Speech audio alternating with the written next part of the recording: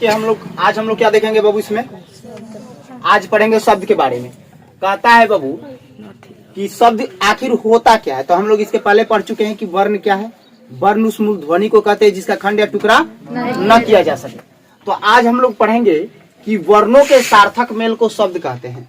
वर्णों के सार्थक मेल को क्या कहते हैं? शब्द कहते हैं। जैसे देखिए, अगर हमको पानी लिखना है तो इसमें कौन कौन से वर्ण मिलेंगे? तो देखिए, क मिलेगा, ठीक है, आ मिलेगा, न मिलेगा, ई मिलेगा। इन सब वर्णों को मिलाकर क्या बनेगा हमारा? पानी बनेगा। क्या बनेगा? पानी।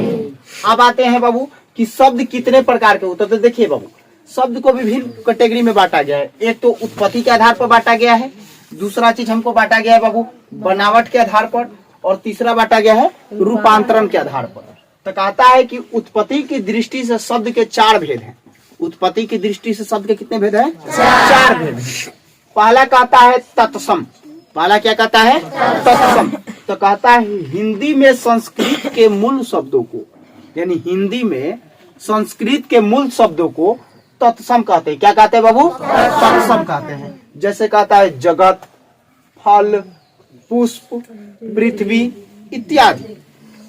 ठीक है, अगर हिंदी में जो संस्कृत के मूल शब्द आते हैं उसे हम क्या कहेंगे? तत्सम कहेंगे। नेक्स्ट कहता है बाबू तद्भव। तो कहता है कि तत्सम के बिगड़े हुए रूप को, तत्सम के बिगड़े हुए रूप को हम लोग तद्भव कहते हैं। क्या कहते हैं? तद्भव। जैसे कहते हैं आग। तो आग हमारा शुद्ध रूप नहीं है, हमारा शुद्ध रूप है अगिन, लेकिन अगिन के बदले हम लोग क्या कहते हैं? आग कहते हैं। तो ये आग हमारा क्या हो जाएगा? तद्भव हो जाएगा, और अगिन हमारा क्या हो जाएगा? तत्सम हो जाएगा। जैसे कहते हैं कुबड़ा। कुबड़ा हमारा हो गया तद्भव, लेकिन कुबड़ा का शुद्ध रूप होता है कुब्ज होता है। हम लोग कहते हैं कपूर। तो कपूर हमारा शुद्ध रूप नहीं है, हम उसको पढ़ते हैं कर्पूर लिखाता है बाबू। ठीक है, हम लोग उसको क्या कहते हैं? कपूर कहते हैं। नेक्स्ट आते हैं बाबू देशज। नेक्स्ट पढ़ते हैं देशज। तो वैसा शब्द जिसकी उत्पत्ति अपने देश में हुई, वैसा शब्द जिसकी उत्पत्ति अपने देश में हुई है उसे हम क्या कहते हैं? देशज। जैसे कहते हैं डिबिया। हम लोग दिया को क्या कहते हैं? डिबिया कहते हैं। फुनगी, जो पेड़ का सबसे ऊपरी हिस्सा होता है जिसको हम लोग पूर्वज कहते हैं, उसको हम लोग क्या कहते हैं? फुनगी कहते हैं। कहता है लोटा, पगड़ी इत्यादि। नेक्स्ट बढ़ते हैं विदेशज।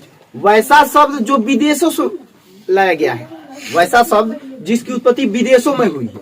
जिसकी उत्पत्ति कहाँ हुई है? विदेशों, यानी अपने देशों से बाहर, अपने देश से बाहर। जैसे कहता है हॉस्पिटल, यानी ये अंग्रेजी का शब्द है hospital. Doctor, book, table, school, ये सब हमारे अंग्रेजी के शब्द हैं, यानी इनकी उत्पत्ति अपने देश में नहीं हुई।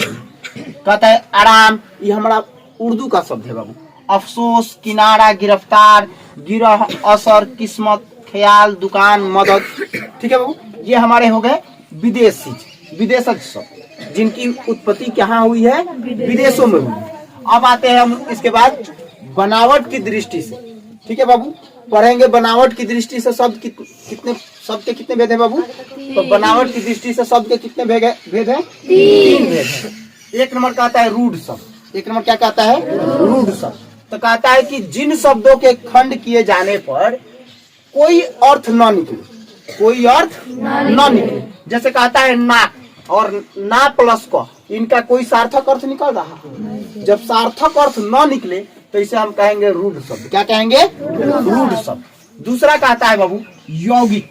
तो यौगिक हम लोग जानते हैं कि जब दो यौगिक हम क्या जानते हैं, अगर मिश्रण पढ़ेंगे या वो एलिमेंट में, तो 2 तत्वों के मिलने की प्रक्रिया को क्या कहते हैं? यौगिक। जब एक निश्चित अनुपात में मिलाएंगे, ठीक है। तो उसी प्रकार कहता है कि ऐसा शब्द जो दूसरे शब्दों के मेल से बने हो, ऐसा शब्द जो दूसरे शब्दों के मेल से बने हो और जिनका सभी खंड सही अर्थ दे, सार्थक अर्थ दे, उसे हम क्या कहते हैं बाबू? यौगिक। जैसे देखिए विद्या जोड़ा ले, यानी विद्या प्लस आले। तो विद्या मतलब होता है ज्ञान, आले मतलब होता है घर।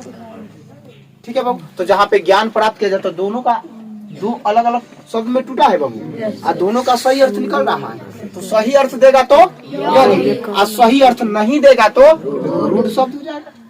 उसके आगे बढ़ते हैं योग रूप। ऐसे यौगिक जो विशेष अर्थ दे, ऐसे यौगिक जो विशेष अर्थ दे। यौगिक हो लेकिन उनका अर्थ क्या हो? विशेष हो। जैसे कहता है पंकज, पंकज यानी कमल, पंकज यानी कमल। कहता है लंबोदर, लंबोदर यानी गणेश जी, ठीक है बाबू। चक्रपाणी, चक्रपाणी यानी विष्णु जी। तो देखो चक्रपाणी तो हमारा एगो चक्र है, एगो पानी है, दो शब्द से मिलकर बना है, लेकिन इसका विशेष अर्थ हो रहा है बाबू विष्णु भगवान, ठीक है। तो ये क्या कहलाएंगे बाबू, योग रूप। फिर आते हैं बाबू रूपांतरण की दृष्टि से शब्द कितने प्रकार के होते हैं, दो प्रकार के होते हैं। एक होता है विकारी शब्द, ठीक है बाबू, और दूसरा होता है अविकारी शब्द। तो वे शब्द जिनके रूप, लिंग, वचन, कारक और पुरुष के अनुसार बदलते हों विकारी शब्द कहलाते हैं। विकारी शब्द चार होते हैं, जैसे हम लोग संज्ञा, सर्वनाम, विशेषण, क्रिया पढ़ते हैं ना बाबू, तो ये हमारे विकारी शब्द हैं। अब आते हैं अविकारी पे।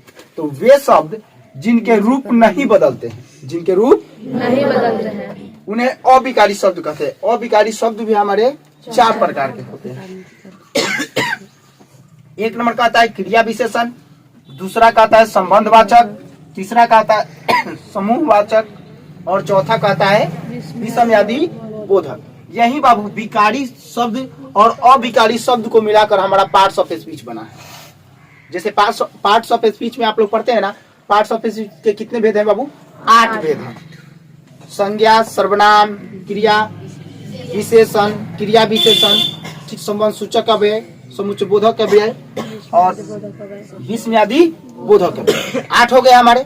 तो वही विकारी और अविकारी शब्द को मिलाकर ही बना है हमारा पार्ट्स ऑफ स्पीच।